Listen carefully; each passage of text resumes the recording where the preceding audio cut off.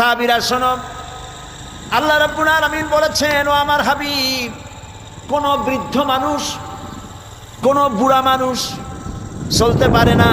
এই লোকটি যখন আমার দরবারে হাত তুলে যখন কান্দে আর বলে, আল্লাহ, আগের মতো রোজগার করতে পারি না বলে সংসারে আমার কোনো দাম নাই, আমি আগের মতো চোখে দেখি না, আগের মতো কানে শুনি না, আগের মতো দাঁড়াইতে পারি না, হাঁটতে পারি না, কোনো জায়গায় মূল্য নাই, দাম নাই, আর তোমার কাছে যে আমি চাইবো সাহসও পাই না, কারণ বিগত জীবনটা নাফরমানি করে কাটাইছি।